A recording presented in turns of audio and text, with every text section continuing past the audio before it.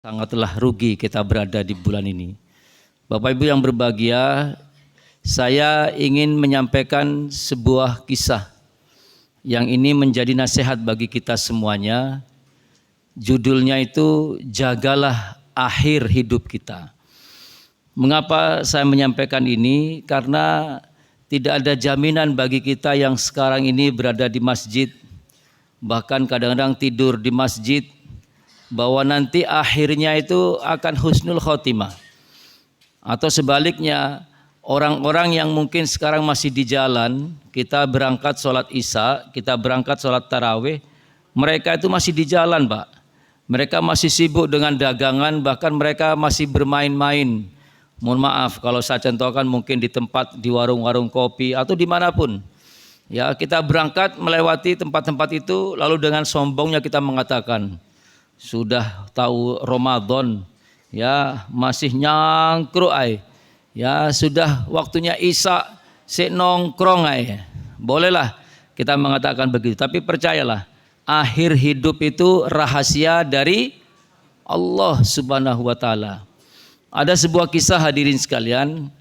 Suatu saat Rasulullah itu ketika ada di majelis, Pak, banyak sahabat-sahabat yang hadir di majelis itu. Rasul itu menyampaikan begini, kelak ada di antara kalian ini yang tinggal di neraka dengan geraham sebesar gunung Uhud. Itu Rasul sampaikan di depan sahabat-sahabat yang hebat, Pak. Ya, orang-orang yang hafal Quran, orang-orang yang pernah berperang bersama dengan Rasulullah. Rasul mengatakan seperti itu. Kelak ada di antara kalian, ya, laki-laki yang tinggal di neraka dengan geraham sebesar gunung Uhud. Bagi orang yang mungkin sudah hafal Quran, bagi orang yang pernah berjuang dengan Rasulullah, ucapan itu tidak menyentuh sama sekali. Karena mereka mesti mengatakan, pasti bukan saya. Wong saya ini hafal Quran kok 30 juz. Wong saya ini berkali-kali ikut perang berjihad bersama dengan Rasulullah. Bagi orang yang baru masuk Islam, mungkin dia mengatakan, jangan-jangan saya ini yang dimaksud oleh Rasulullah. Hadirin sekalian, perhatikan Bapak Ibu, ini penting sekali.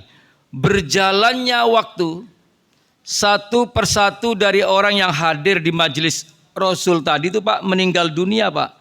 Meninggal dunia, dan mereka meninggalnya itu husnul khotimah. Ya, ada sebagian dari mereka itu karena syahid jihad fisabilillah. Akhirnya apa? Rasul pun juga meninggal, berganti kepemimpinan kepada Khalifah Abu Bakar. Nah, di saat itu, ya, orang yang ada di majelis itu, Pak, faham ya cerita saya maksudnya ya. Jadi kalau seandainya Rasul itu mengatakan di depan orang, mungkin orangnya berjumlah 40 misalnya.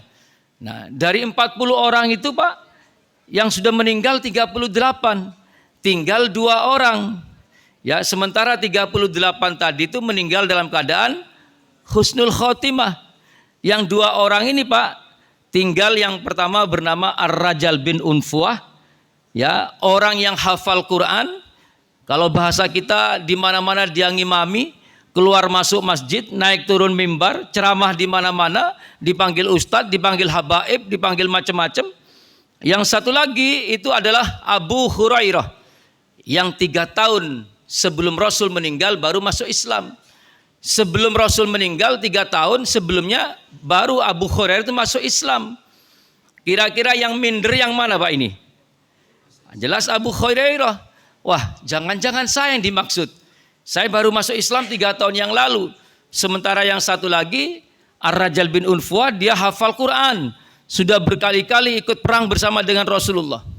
Nah, di pemerintahan Khalifah Abu Bakar ini, hadirin sekalian, hiduplah pendusta agama yang bernama Musailamah Al-Kadzab. Ya, Musailamah, karena dia pendusta disebut dengan Al-Kadzab. Kadzab itu dusta, Pak. Hadirin sekalian, Musailamah ini mengaku sebagai penerus Nabi. Ya, perlahan-lahan pengikutnya semakin bertambah. Maka Ar-Rajal bin Unfuah ini, Pak, menawarkan diri kepada Khalifah Abu Bakar.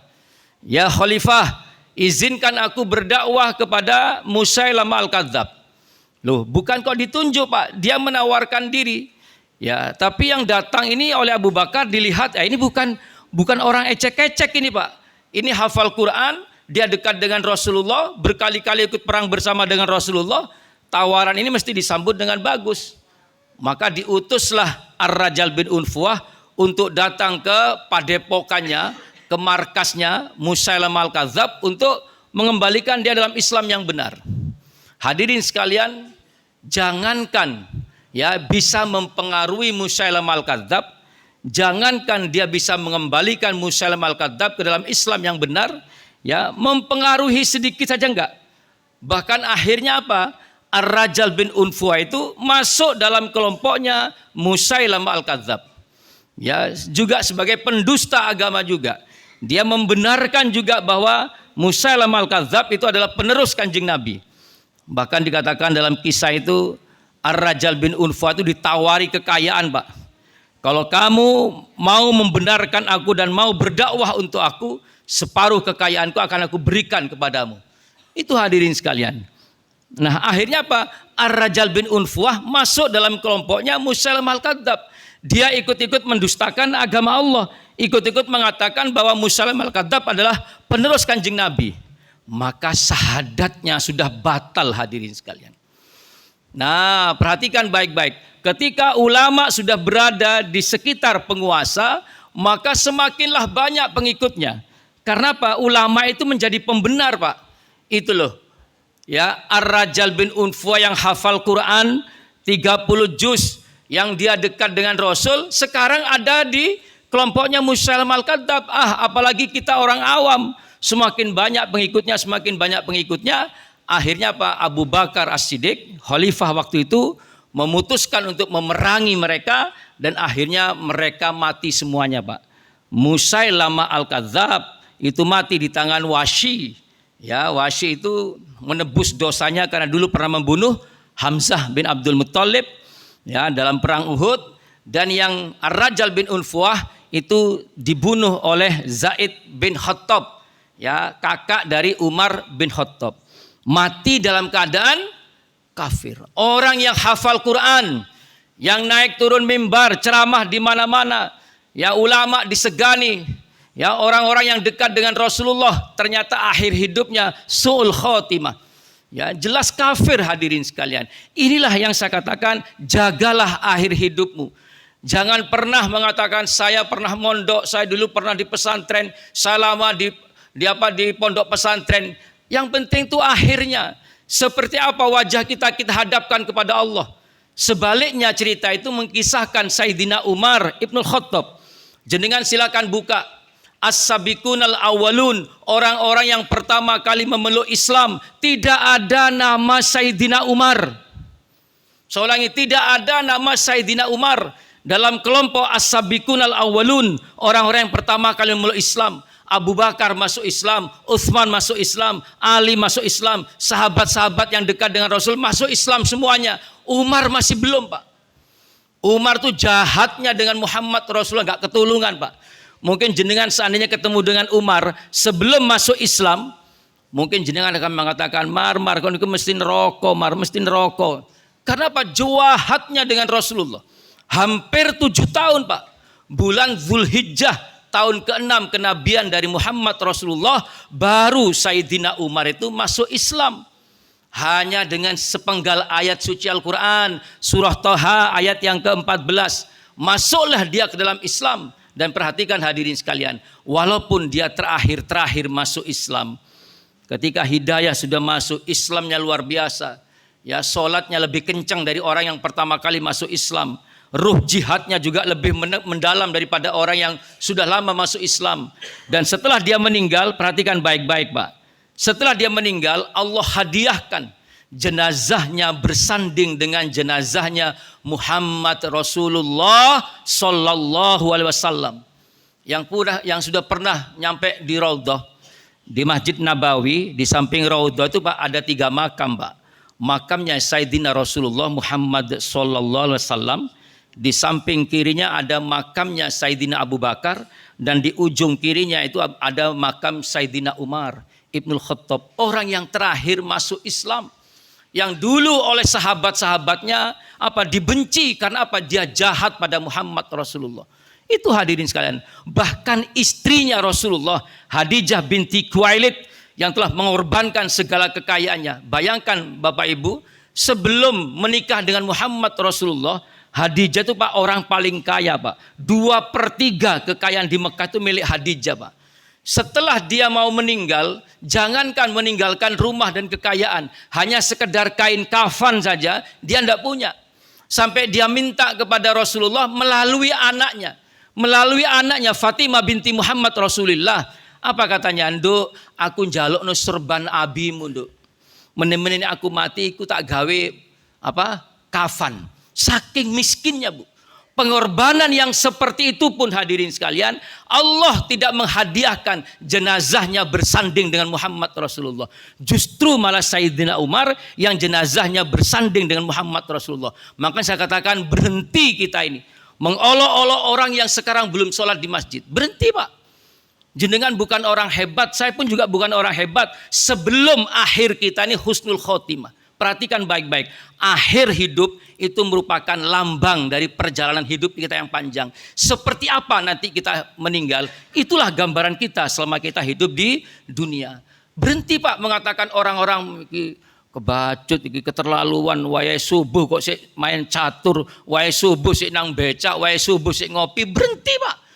Kalau jenengan bisa mendakwahi silahkan. Kalau tidak, doakan saja orang itu agar dia mendapatkan hidayah seperti halnya Sayyidina Umar masuk ke masjid. Belum tentu nanti setelah mereka itu mendapatkan hidayah, Islamnya lebih bagus dari kita. Betul Pak Nggih? Salatnya lebih tekun daripada kita, tahajudnya lebih panjang daripada kita, dan jenengan bisa hadir di tempat ini hadirin sekalian. Saya ulangi, jenengan bisa hadir ke tempat ini hadirin sekalian. Wallahi itu karena Allah sayang.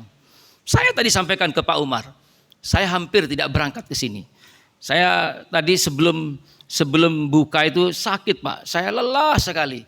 Ya, saya bermohon pada Allah sambil dipijiti sama istri saya, bermohon mudah-mudahan semua ibadah itu bisa saya lakukan dengan sebaik-baiknya. Kalau saya sampai ke sini bukan karena saya hebat, tapi karena Allah izinkan, dan mudah-mudahan jenengan semua diizinkan oleh Allah untuk menikmati Ramadan dengan sebaik-baiknya. Amin ya rabbal alamin. Demikian hadirin sekalian, mudah-mudahan ini jadi nasihat bagi kita.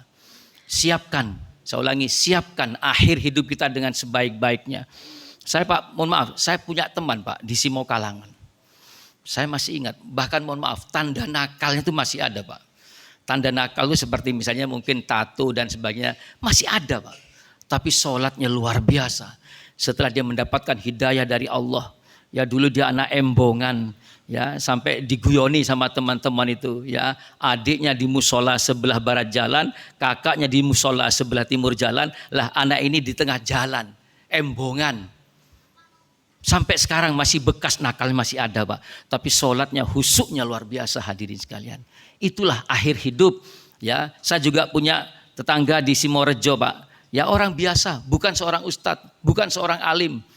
Ya, setelah dia pensiun kerja di kapal, dia akhirnya jadi imam sholat duhur.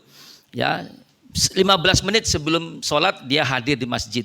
Setelah dia sholat sunnah, begitu iqamatus sholat dia masuk ke sajadahnya untuk jadi imam sholat duhur. Belum takbir Pak, Bu, belum takbir dia pusing, duduk, meninggal di tempat.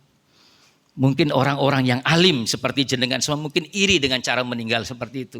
Itulah cara Allah menghadirkan wajah terakhir dari umatnya. Ngoten Bapak Ibu nggih, mudah-mudahan kita yang hadir di masjid ini benar-benar kelak meninggal dalam keadaan husnul khotimah. Amin ya rabbal alamin. Terima kasih. Teruslah berpuasa, teruslah beribadah, teruslah makmurkan masjid, ramaikan masjid sampai akhir Ramadan, sampai benar-benar Allah memilih kita sebagai hamba yang muttaqin sesuai dengan tujuan akhir yang kita minta pada Allah, la'allakum tattaqun. Amin ya rabbal alamin. Assalamualaikum warahmatullahi wabarakatuh.